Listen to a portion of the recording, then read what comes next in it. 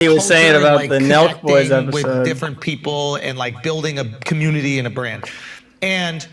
But Kyle and Steiny, I don't think they really knew who I was. So like, I think they were aware of who I am or was at the time, but not really that aware of the content. And not about, not about you as a famous person or whatever, but your comedy, your Yeah, style. like I think that maybe they watched the special like right before the pod or something like that, but I think it was more a situation where it was like, okay, this guy's got a big reach on YouTube, we have a big reach on YouTube, this can be a big episode type of thing.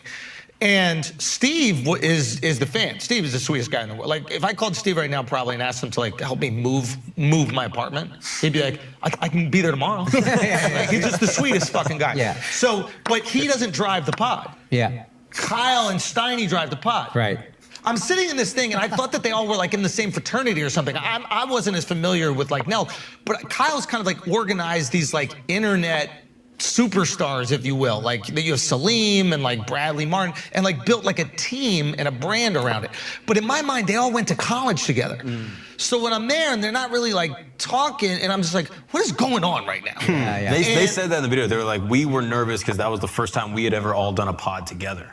It was just like Trump and me. The only time they bring out the A team. So it was just this like kind of weird energy, and like I pretty early on realized that like Kyle and Stein don't really know me that well, because the questions they're asking are like really basic questions. Like, what's an example? Has anybody ever like heckled you? And there's a moment in the pod, I don't know if they edited it, but where I'm like, what? And they're like, have you ever like talked to someone in the crowd? And like, so I'm thinking two different things in this moment. I'm going, either they have no clue who I am, and that's weird that I would even be here. Annoying, yeah. Or they know and it's a troll. So I'm like, Do you know what I mean? Like, and in in that moment, Steiny got you got clips. Now he knows what you do to the crowd. What I do. Yeah. But I don't even think I was being funny. I think I was just, explaining to him who I think he is in a stern way.